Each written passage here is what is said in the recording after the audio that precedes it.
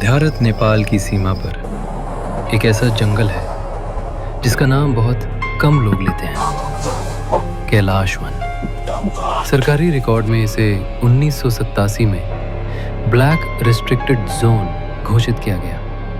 कारण उसका जवाब किसी भी सरकारी अधिकारी ने कभी साफ नहीं दिया। लेकिन गांव वाले कहते हैं कैलाश वन कोई जंगल नहीं, एक कैद खाना है और उसके भीतर एक ऐसी अदृश्य शक्ति कैद है जिसके बारे में आज तक जिस भी इंसान ने जानने की कोशिश की वो खुद उसी कैद फरवरी 2021।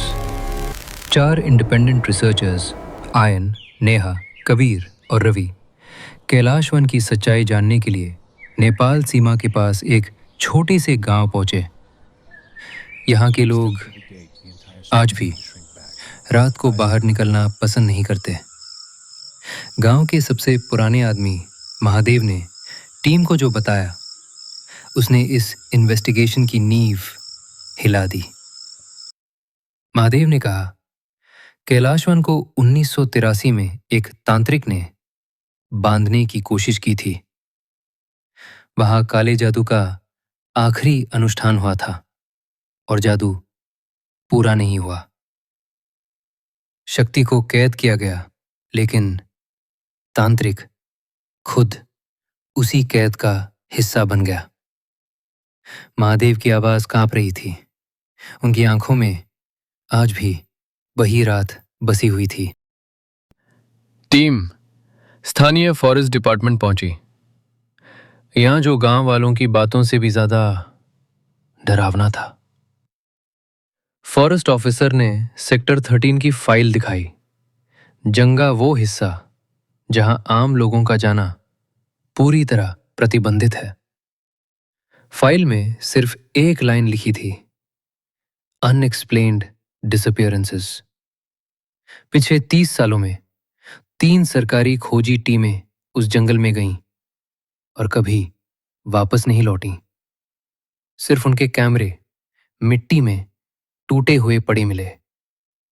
फॉरेस्ट ऑफिसर की आंखों में नींद नहीं थी, सिर्फ थकान और डर था। फरवरी की शाम, सूरज ढल रहा था और टीम कैमरे बंद करके जंगल में दाखिल हुई। जैसे जैसे चारों आगे बढ़ रहे थे, जंगल बदलता जा रहा था।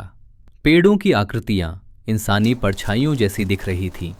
दूर से किसी के चलने की आवाज आती और अचानक गायब हो जाती। नेहा ने रास्ते 3 में अजीब पैरों के निशान देखे, 3 उंगलियों जैसे लंबे, असामान्य। जंगल की हवा भारी थी, जैसे कोई उनकी सांसें गिन रहा हो। टीम ने जंगल के केंद्र में कैंप लगाया। चारों ने टेंट लगाए और कैमरे चारों दिशाओं में सेट किए। रात जैसे जैसे गहरी होती जा रही थी, जंगल चुप होता जा रहा था। एक ऐसी चुप्पी जो आमतौर पर सिर्फ अस्पताल की मोर्चरी में मिलती है। ठीक रात के 11:07 पर एक धुंधली लंबी गूंज सुनाई दी, न इंसानी न जानवरों जैसी। नेहा ने डरते हुए चारों तरफ लाइट डाली, लेकिन वहां कोई नहीं था। कैमरे ने एक अजीब सा डिस्टॉर्शन कैप्चर किया, जैसे हवा में किसी का चेहरा झिलमिला रहा हो। अगली सुबह टीम सेक्टर 13 की ओर बढ़ी। कुछ देर बाद उन्हें पेड़ों के बीच एक गोलाकार पत्थरों का ढांचा मिला। अभी भी वही ये वही स्थान था जिसका जिक्र गांव वाले दशकों से करते आए थे। जमीन पर राख जमी थी और मिट्टी के अंदर आधी दबी लोहे की पुरानी जंजीरें थीं। सबूत साफ थे, यहां किसी को या किसी चीज को बांधा गया था। हवा अचानक ठंडी हो गई। पेड़ों की पत्तियां बिना हवा के भी हिलने लगी और तभी एक बंधी हुई जंजीर धीरे से खिसक गई, जैसे कोई अपनी जगह से उठ रहा हो। कहीं दूर से धुआं उठता दिखाई दिया, इसी इंसान की तरह नहीं, किसी परछाई की तरह। वो टेढ़ी मेढ़ी, लंबी, आवाजहीन थी। जंगली जानवरों की तरह नहीं, और इंसानों की तरह तो बिल्कुल भी नहीं।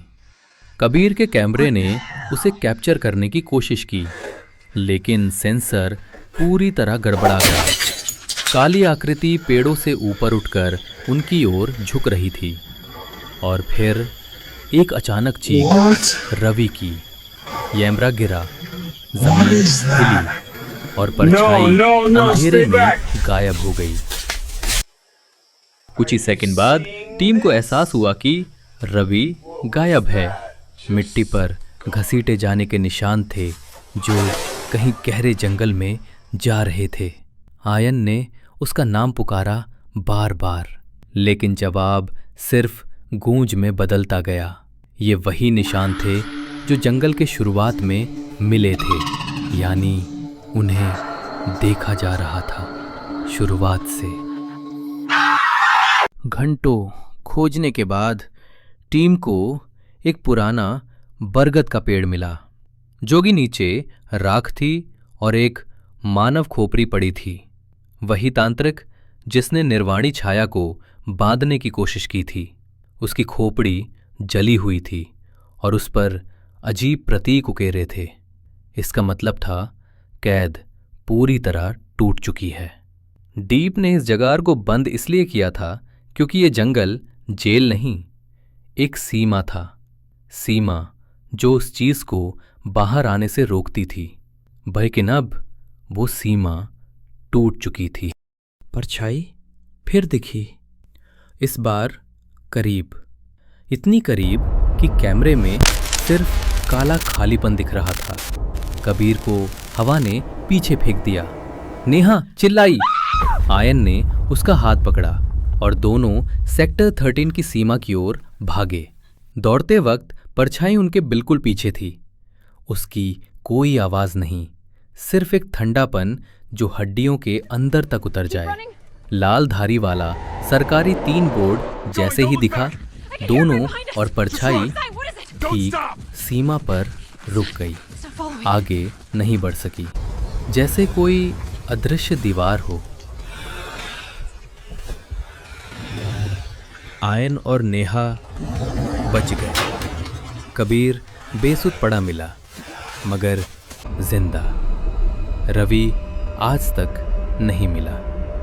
कैलाश वन आज भी बंद है। सरकारी चेतावनी अभी भी ठीक वहीं लटक रही है। Sector 13 entry will lead to loss of life. और जंगल के भीतर कहीं गहराई में एक परछाई धीरे, बहुत धीरे सांस ले रही है, क्योंकि कैद पूरी तरह कभी टूटी ही नहीं और शायद कभी टूटे भी नहीं। वो अभी भी वहीं है।